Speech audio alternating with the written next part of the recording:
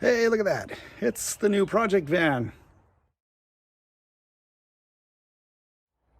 So it's the start of a new journey and a new video, I guess, on the Wet Coast. It is living up to its name today. It's been sunny for a little bit, started to rain. I finished my day job. Now I'm going to be working on the new project. I'll give you an idea what I got here.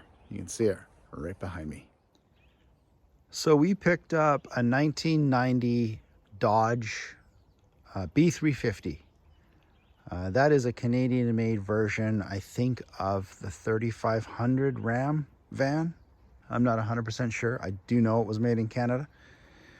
This used to be a City of Nanaimo truck, as you can see by the crest on here. And the intent for this van is that we are going to convert it into a very comfortable living area for a cross-Canada road trip.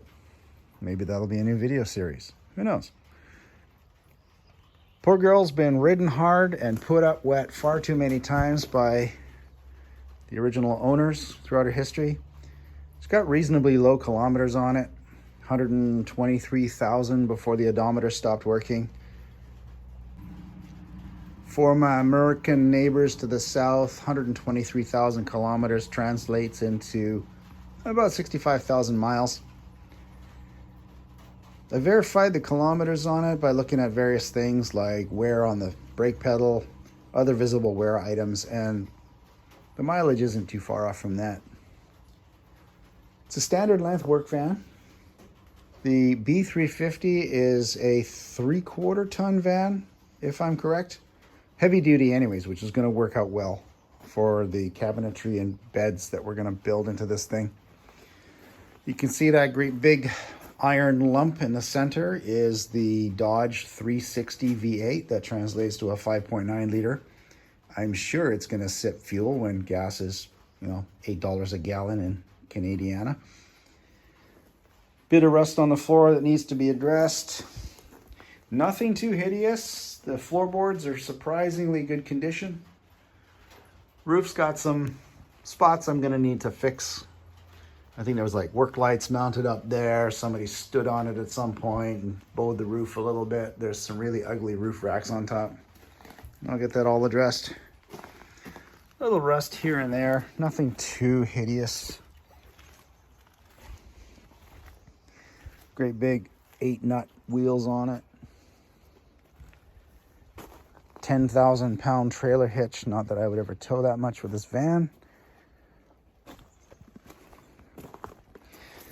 And that is the dinkiest little exhaust pipe for a 5.9 liter that I have ever seen in my life. A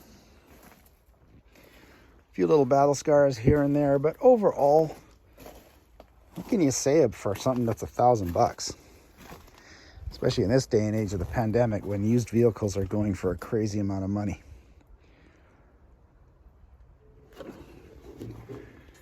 Not a lot to see up front, but obviously somebody had difficulties remembering what type of transmission fluid to put in there. A few things that need to be fixed, cleaned up a little bit. Gonna replace the alternator, the belts, new battery tray, new battery, all that kind of fun stuff. Like I said, lots of room in there. I already pulled out the drive shaft because it's got a little bit of looseness in the universal joints. I want to fix that. There was also some rear end slop and I want to check that out. A little bit of rust in the doors I need to fix. That cargo door is the same. No big deal. Just cut out the metal, weld in some new stuff, give it a slap of paint on it, stop it from rusting further. Decided to name her Olive because eventually that's going to be the color she's going to be painted. Which kind of unique, black on dark tan olive. Looks really good. We saw another guy do his van up that way and really liked the color scheme. Anyways, I digress. As you can tell, started taking stuff apart and ordering parts. Thanks for watching.